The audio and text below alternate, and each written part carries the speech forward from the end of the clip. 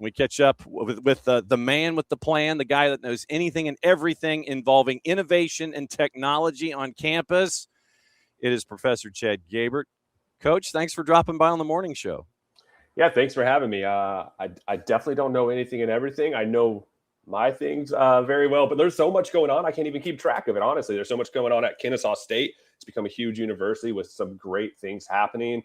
And so much going on in the world of sport and even just the World Cup that it's hard to keep track of, honestly. Yeah, so this is why we give a hooty hoo to you this morning. Assistant Professor, Sport Management when it comes to sports innovation and technology. And once again, now that we're in the group stage, we're out of the group stage and we're in the knockouts. It shows you where my days, they just blend together.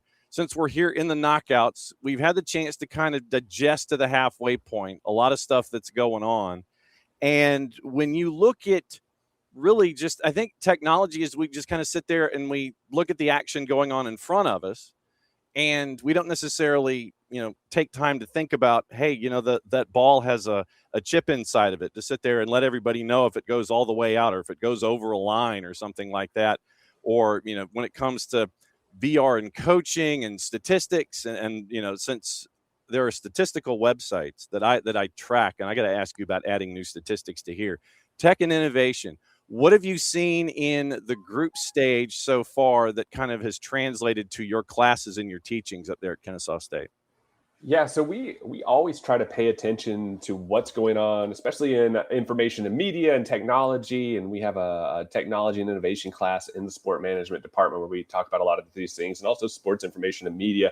And there's things happening around the entire broadcast, just from the start of the event, like you said, with the ball, the technology in the ball. They can even tell if someone got a hand on it or someone got a head on it or someone just kind of deflected it just a little bit because of the technology they have in the ball. All the way down to volumetric capture, which is the scanning of players. So when they do the offsides ruling, it's unique to that player's body type and how that player would be. And we just saw an offside earlier in the tournament where it was like offside by a toe. And those kind of things. So it's down to millimeters now. And there's been technology like that around in tennis and other sports like Hawkeye technology that does those kind of tracking for a long time. So there's so many things to watch and keep track of. And then the way statistics have gone, and soccer has really embraced next generation statistics. It's been quite a bit to pay attention to in this World Cup. I think it's probably the most technologically advanced World Cup from the time you step foot at the venue, if you go there, to the time you leave, or from the time you turn on your TV and start watching. You're getting like AR depictions of replays and things like that. So it really is like from start to finish, a tech-infused World Cup for sure. How much note-taking are you taking when you're watching broadcasts? Sit there and go, yeah, we taught this. We need to teach that. Ooh, I like that as an idea for the lesson plan. How much of this is a learning experience for you? Oh, it's constant. I tell my students that even in my classes, students will bring up something that I'm unaware of, that they're like, hey, this is happening, or this was talked about on this podcast. You just can't keep track of it all as an individual. And that's what I really like about the technology and innovation class I teach, is that it changes semester to semester. We don't have a textbook because by nature, that class changes all the time, and a textbook will be outdated the next semester. So we have a curriculum, but we don't have a textbook, and it changes. I mean, we were teaching a few years ago. We were talking about digital assets and different things like that, which have kind of fallen by the wayside recently. And so we don't teach about that anymore. We've moved on to other things, and AI obviously has taken a bigger portion of the class. And so it changes as we go. And so there's going to be obviously a heavy emphasis on some of the things we've seen here, because why not teach and learn about the things that are actually happening in the industry, because that's where my students are going, right? And so we don't want to teach about things that we will teach about the history and how things have happened, but we want to be forward facing, thinking about what's going to happen. I was going to say, with the tournament showing you all these different things on the field, off the field, with the ball itself, how nimble do you have to be with lesson plans, even in a current semester? If you were doing summer school, how nimble would you have to be to sit there and say, yeah, okay, student brings this topic up, yeah, we need to just kind of jam this into what we're talking about here? How nimble are you? I think that's the best thing about teaching in sport, a sport-focused program like our sport management department, is that it is ever changing, and we have no lack of content. And so that's the best thing / one of the biggest challenges. We have to be really nimble. We have to take the things we've been teaching and apply them to current day things, and also be willing to say, I have professionals come and speak in my class from the technology industry. I have a friend named Andy Etches who runs a company called Rezzle, which is virtual reality soccer training. And he comes and speaks in my class. And before he talks, I tell my students, if he says anything that contradicts what I've said about this topic, we're going to go with him. And I'm going to change my stuff because he's in the industry. He's working on the front things. And then also a friend named Daniela Burleson, who works for Atlanta United in sports information and media. And I'm like, if she says anything that contradicts what I say about sports information, we'll change what I say, because these are the people on the ground doing the thing. And I think it's really important to be nimble, like you said, and to be flexible with, like, hey, things are changing. It's not going to always be the same. And what's going to prepare our students for the future, not just for right now. So how much of your class leading into the World Cup was pregame, and you're seeing things that you were talking about the last time a particular class was taught? You sit there and it's like, okay, yeah, we're talking about this, and now you're seeing it in application. How much of your teaching last time around before the tournament was pregame to stuff that you're looking at now? Quite a bit. In my technology and innovation class that I just finished teaching this spring leading into the World Cup, was pretty heavily loaded, talking about World Cup technology, talking about soccer, which is interesting, because soccer growing up was not like my main focus or my favorite thing, but my students would probably think it is, because we talked about it so much, because I think it's pertinent for them being in the Atlanta area. This is becoming soccer central for the United States. And so why not talk about those things? But we had statistics designed around soccer, and we had conversations around the VAR review and Hawkeye technology and the ball tracking technology and things like that. We had quite a few discussions around that. And I had my students go in and break it down and tell me what they thought would be impactful, what they thought wouldn't be impactful, what's going to stay, what's going to go. And then even how they trial these things out. They don't just try it for the first time at the World Cup. You know, they find the lower leagues and they trial these technologies. And so, like, by the time it is debuted in the World Cup, even the technology in the ball or the VAR assistant things, these things have been trialed quite a few times on lower level soccer. And so they know what they're doing. You mentioned stats and interpretation. And there are times pretty much on Mondays where, when I'm reviewing matches and things like that, specifically in an Atlanta United sphere, I'll sit there and I'll talk about percentages and XG and XGOT and the alphabet soup that's attached. When it comes to your classes, have there been any stats that have been created that you're now keeping an eye on? I guess in new stats, we have the Old Testament and the New Testament. So when it comes to New Testament stats, what has it been like in your class? Have you guys come up with stuff that I need to pay attention to? This is where I'm asking you, the instructor, to help me out as a member of the media here. What stats do I need to pay attention to that you've been uncovering in your classes? Yeah, so it's interesting because and you're probably familiar with them. There's a company called Opta Stats Perform, who brings so many stats to soccer, where traditionally soccer has been goals, assists. It's to the lay fan has been a goals assist sport. You go into my daughters all play soccer. We walk into a grocery store. The very first thing somebody says after a game, if they're wearing a jersey, is they ask them two questions. Did you win? Did you score? That's the two questions. And one of my daughter plays center back. She'll never even cross the half line. So, like, she's never going to score. It's like, it's a weird question, but I understand what people are doing. But the thing is now Opta and all these other professional leagues that have embraced Opta, like Bundesliga and La Liga and Premier League, have a bunch of stats that show the value of players who traditionally would not be noticed because they're not scoring the goals. And so we had a player impact rating score that took a bunch of Opta stats, combined them, and then divided them by their time on the field and things like that, and gave an overall impact score. And some of the highest players were defenders, not guys who are scoring goals or getting assists, because different things are weighted differently based on the impact of a game.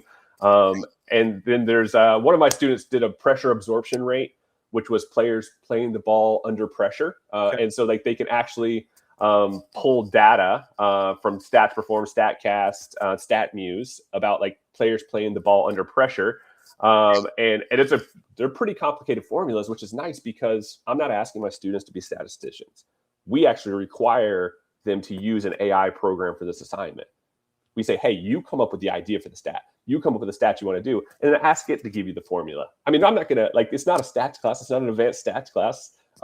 but they come up with these really intricate formulas, and you're like, oh wow, maybe that wasn't even possible a few years ago. And so things like that, even like keeping track of one of the things I like about advanced stats is even keeping track of passing accuracy and things like that. And most people wouldn't know the top passing accuracy player in this year's World Cup is a 19-year-old Spanish defender, Pau Cubarsí, who's completing like 98% of his passes, which is like most people historically would not have seen.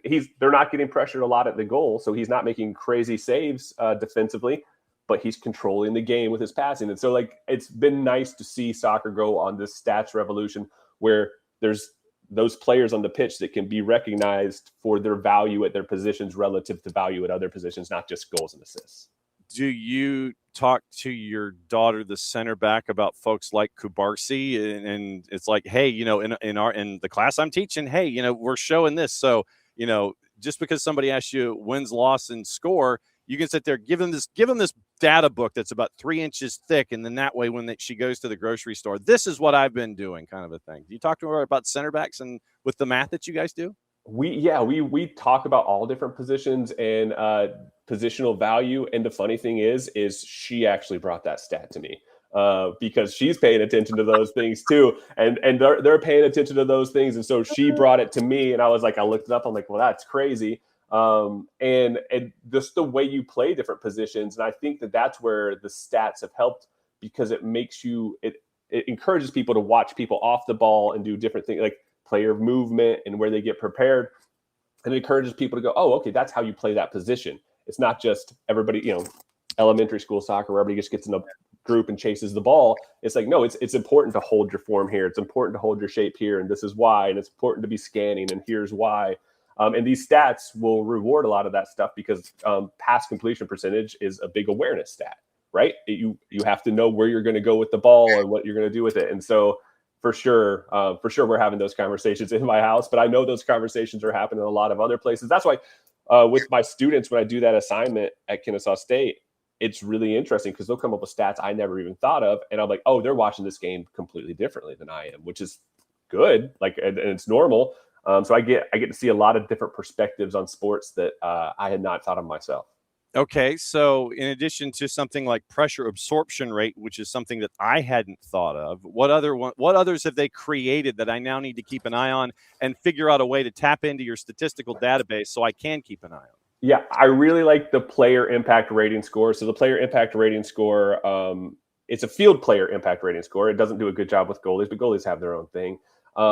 And it gives different values to different actions. So like a cleared ball defensively, a cleared ball is worth like 0.6 points in this valuation, because it's an action that saves under pressure, but it doesn't retain possession. Whereas a block for a defender is worth 2 points. So almost 3 times as much, because it's a block only occurs when it's an attacking action that immediately threatens the goal. And so those are very rare. And then you have goals and assists that are valued much higher, because those are the ways you score. But there's a litany of about 10 different statistics, and each of them have their own point value from 0.4 all the way up to, I think it was 6 points for a goal, because goals are rare to come by. And it then applies that rating to players across the field. And routinely, it's not just the goal scorers who are at the top of the list. You find defenders up there routinely because they're doing things like clears and tackles and blocks and different things like that. And they each have a different point value. And it was interesting to watch the iteration of that happen, as they were like, well, how often do these occur? How rare are these things? And they got more point values for being more rare. How impactful are they? And to watch that happen, and we can definitely share that formula with you at some point too. I definitely have it. But it's interesting to see, because then it gives a number to what the players have done on the field. And it was adjusted for level of play, because in the youth level, there's a lot more goals. Right. So goals are less valuable in the youth level, because you'll have a game where there's 6 goals scored by one team. Whereas on the professional level, goals are higher valued. So they even have it tiered for the different levels of sports. So I think that's a very interesting one, because it tried to give a holistic view of player value relative to what they do on the field.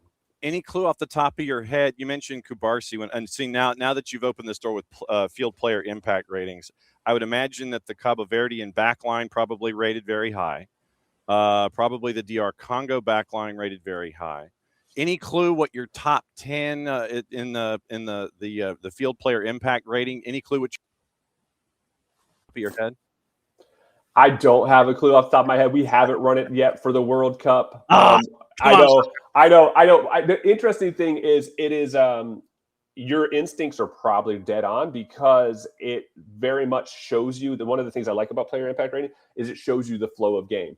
And so a team that has not as much possession, that's defending a lot, their defenders' player impact scores get pretty high, because they get a lot of different activities that are logged, a lot of different things that are logged, from clearances and blocks and tackles and all those kind of things. And so, like, you'll see in the scores, you're like, oh man, the player impact rating score for this game was really high for the defenders. Well, that means that they were probably defending quite a bit. And then you'll see, like, oh, this one's super heavily weighted to the offensive players. That means that they were kind of attacking the whole time. And so you can actually see flow of game in the scores. They tend to even out over a longer period of time as you play more equal competition. You win some, you lose some.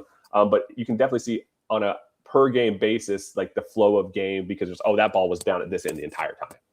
Okay, then what about, since you mentioned goalies, you mentioned keepers, what about keeper statistics? Do they what categories are you guys looking at there, or creating when it comes to their impact? Because yesterday, when it came to the PK shootouts, it was craziness a bunch of different ways. Are you monitoring any statistics when it comes to goalkeepers at all?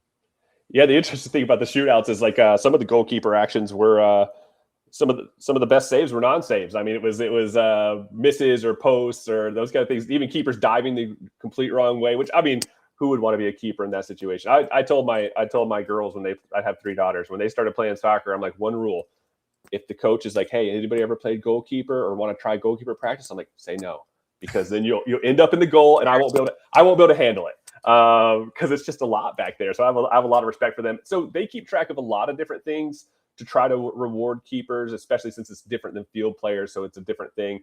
There's, like, they give punches, catches, because, punches are kind of like clearances where they don't retain possession, but they are obviously a good save action.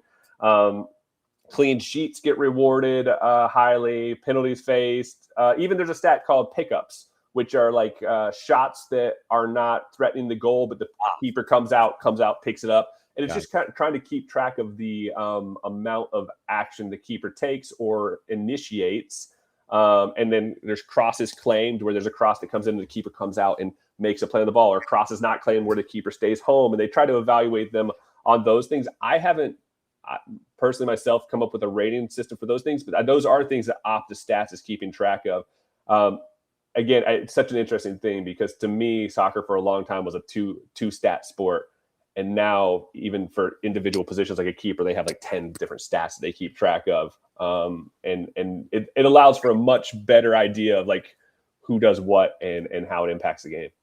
And I feel like I should now just go ahead and give your classes a homework assignment, so we can be kept up to date with everything as we've gone on here in the World Cup. You see, you open like 19 different doors for me here. And it's like the notes that I was taking, I took notes while you were talking, and literally it's like volumetric capture and next gen stats and the player impact ratings. I took like 19 different notes while we were talking here. For those that are taking classes at Kennesaw State, and they want to learn about everything that you're doing up there in sports innovation and technology, how can someone take your classes? What classes are we talking about? How can they enroll, or how can we look from afar and just get smart when it comes to everything that your students are creating here? Yeah, so my classes, I teach sport technology and innovation every semester now. When I actually came to Kennesaw State, it's a class that I created and started. And we have some really good people on the faculty that can also teach that class. We're really lucky with our sport management faculty, a lot of very future-facing, technology-driven people on our faculty. And so we've actually brought that into our core curriculum. They actually think it's so important, which is really important for our core curriculum for sport management. And so that class in sports information and media, I also think is by nature pretty technology focused, because that's what you're doing. And so how much technology is involved and how much is changing. Even the viewer experience, we might already be there, but we're not far from choose your own adventure. As far as, like, you watch a game, I'm going to choose my announcers, I'm going to choose my broadcast angle, I'm going to choose and that was insane to think about just a few years ago. And so watching even that change technologically. So those classes are every semester, and we try to talk about these. That's why I have industry professionals come in.